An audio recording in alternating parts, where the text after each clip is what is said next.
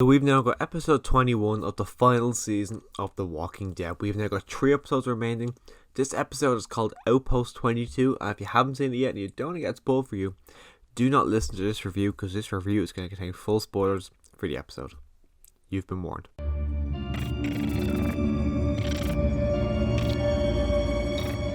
So for me, out of the 5 episodes we've gotten now in part 3, I would say this is my least favourite. It's the weakest one. It very much feels like a stepping stone episode where we're going, which is not what I was expecting from this episode. I was expecting more. But in saying that, I did enjoy the episode. There's a lot of scenes that really stood out to me, and a lot of scenes I actually really enjoyed. Characters progressing, seeing from what I think is the very first scene where Ezekiel and Negan actually talk. I can't remember another scene where they actually communicate, so that scene in particular was really good. But we start off back of a truck. Maggie, Gabriel and Rosita are in the back of the truck. Maggie wakes up, 2 soldiers in the front driving. The one who's in the back is sleeping for some reason. He's on duty, but hey, he's sleeping. Maggie breaks out, and then she wakes up Gabriel and Rosita. Gabriel and Rosita jump out of the truck, and then Maggie's getting ready to jump out of the truck as well. Gets pulled back in. A fight ensues. A crash happens then, and soldiers are all dead except for Maggie. So then they go off on their separate journeys. Gabriel and Rosita go off with each other, and then Maggie goes off trying to find each other. Really good. Maggie runs into a kid walker, and to the best of my knowledge, I think this is the first kid walker we've seen since No Way Out. Of course, we get the same with Kid Walker because Maggie has lost Herschel. Herschel has been ripped away from her, so this is her thinking, oh shit, I couldn't keep him safe. Is this what's going to happen to my child now? Really great scene. She doesn't have the great scene with Carol later on in the episode when they're talking, but we also do see Carol and Daryl. We get to reveal that Connie, who we know was kidnapped, I want to say in episode 19 it was. I don't think it was last week's episode. I think it was the week before. Or was it last week's? Whatever. But she had got taken by the Commonwealth. Then she is getting loaded into a train. Daryl and Carol want to go rescue her, but they know they can't just go down to the train and get her, because if they go down and just take her, everything's going to get radioed ahead, and they're not going to know where any of their people are, so they have to be smart about this. Really good. Even it calls back to the cave, when Connie and Magna went missing in the cave, and they re-quote a line that I think they said, Kelly says to them that we can't save them if we're dead, and it makes perfect sense. You can't. Obviously you can't save them if you're dead. But Daryl wants to save Connie, but he also really wants the kids back. That's their main motive, is getting Judith and RJ. Of course, they want all the kids, but Judith and RJ is his main goal in getting them back. So they're making their way down, following the tracks. Pretty cool. Following in the truck. We then pick back up with Maggie, who is just kind of wandering around, trying to figure out where to go, following the tracks. And then she hears a bike coming, so she hides. It's a CRM soldier. The guy's kind of hanging around, waiting to just check that there's no one else around. Then the kid walker starts coming up again, because he had been following Maggie for some time because she couldn't put him down. The soldier then goes to kill the walker. Maggie stabs him, what looks to be in the shoulder. At first I thought it was a knife, and I was thinking, well, how the fuck is a knife just sitting there beside her, because she had no weapons on her? But later on, it doesn't look like a knife. I think it looks like a bit of rubble that she then just uses to stab the guy. So this guy, who I actually thought she killed at first, but now she stabs him, then knocks him out, and then kills the walker. The walker jumps on her. You knew she was not going to die here, but I wasn't sure how she was going to get out of the situation, if she just pushed the walker and then leave, or pushed the walker onto him and then leave. But no, she kind of holds him in like a gentle way, hold him down from biting her, and then puts him down. And a scene that you can tell really broke Maggie in that moment, because she is just devastated that she has to do something like this. She even apologizes to the kid because she's just terrified that this is what has happened to her own child. But right as she finishes doing that, Daryl and Carol pull up in the Jeep, so now the three of them have reunited. You get that really, really good scene I was talking about earlier with Carol and Daryl communicating, Carol and Maggie communicating, and I was convinced they were going to talk about Sophia here, just purely because she was saying how I felt hopeless in the situation, and my mind was going to maybe Sophia was going to be brought up, just because that is pretty much what happened to Sophia. Henry's a different situation. Sophia ran off because she felt unsafe. What's the kid's name?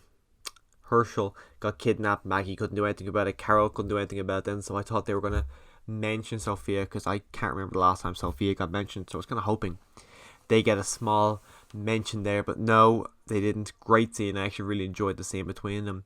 Then Gabriel and Rosita come up. Everyone's reuniting. I thought how everyone reunited was a bit odd. Carol and Daryl running up at Maggie, I guess makes sense because they were following the tracks and Maggie was beside the tracks. But Gabriel and Rosita, I felt to be just a bit kind of an easy route. Like, they were, she said go left, they heard a train, they were going towards the train.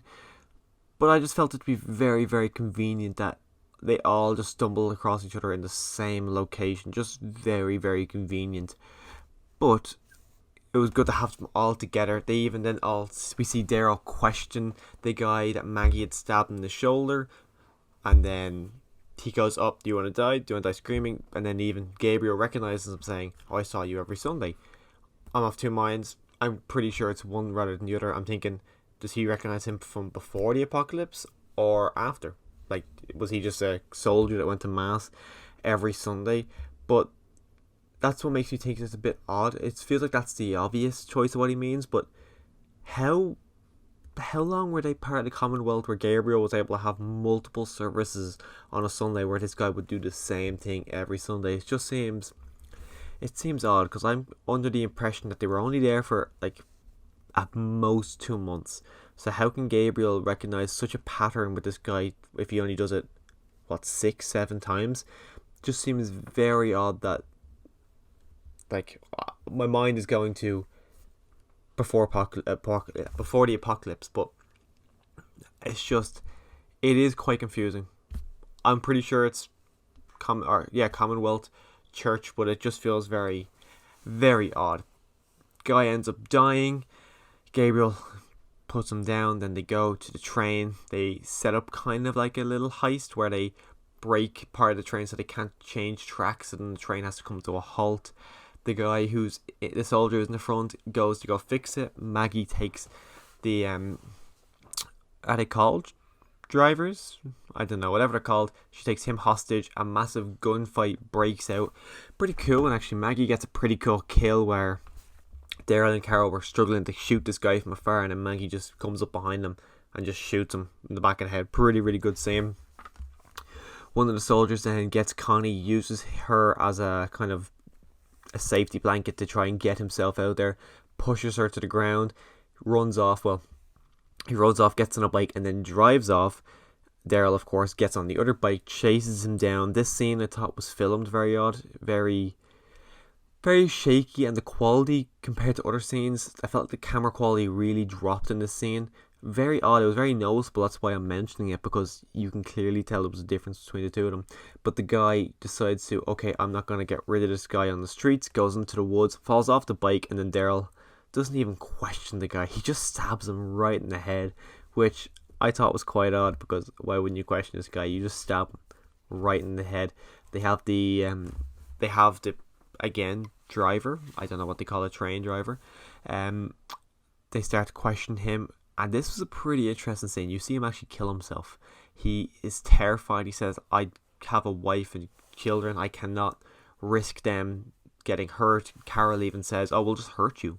We'll just hurt you and send you off on your way. And you can just say that you barely escaped your life. But the guy is screaming, saying he can't find out. Saying he'll find out. He'll. Pamela Milton's a woman. They know Lance is in prison. So who is the he'll he's talking about? He's talking about a man. And he's terrified that a man will find out. Is this General Beale? I think it is, from the CRM. I am convinced that he is talking about, the male he is talking about, is part of the CRM. very exciting. It's no way it's Pamela Milton again because she's a woman, and they know that Lance Hornsby's been arrested. They probably don't know he's dead, but they definitely know that he's been arrested, so they wouldn't be afraid of him finding out. So this, I am like 100% sure this is a CRM he. Whoever this guy is, he is part of the CRM, and they're afraid that he will find out about this, which is very exciting because I remember in the World Beyond series they mentioned General Beale a couple of times. We never actually got to see him, but we will in the Rick Grimes show. Of course, it'd be very, very odd if we didn't, but I'm expecting that this driver was talking about is General Beale. But we do see him get to kill himself quite brutally, and then they're stuck for information. Rosita then fixes the CB radio, communicates with, I actually don't know who she was communicating with. She's communicating with someone in the Commonwealth, and then this person gives away information very easily. You would think that there should be like a code word that they have to say beforehand, but this woman, Rosita, just kind of shouts off the location of where they are, and then she gives out all this information. But it was very odd. Like, you would think the Commonwealth and the CRM in particular, who we saw in World Beyond, is very secretive. They have these maps that then sit on top of other maps to actually show their locations, but then Rosita is able to communicate on the radio freely just by saying their location. So I thought that in particular was very odd. We find out that our group's community, Alexandria, is now just become a camp. It's a work camp because the group that got taken away last week in the bus, they go to a work camp. I'll get into that in a minute, but the location that they are all living in now is Alexandria. So they used to Alexandria, they lived there before, but now they're in Alexandria as like slaves. They're pretty much slaves, and it was quite cool. Even the woman on the radio says, oh, this place was previously called Alexandria. So it's pretty cool. I'm actually excited to see how the Commonwealth has, what they have done to Alexandria. In episode 16 we saw them put the flags up outside. Now I'm excited to see what's been done inside, just to see, is it still recognizable as Alexandria? It's a big takeaway for me. Have they done anything to, like, have they kind of taken away the headstones of the graves or whatever? I'm interested to see what they've actually done with Alexandria. And then to talk about our group that are now, well, it's bad, they're slaves. We're pretty much slaves. It's a camp. They've been put in there. They're even told that they're not allowed to communicate with one another.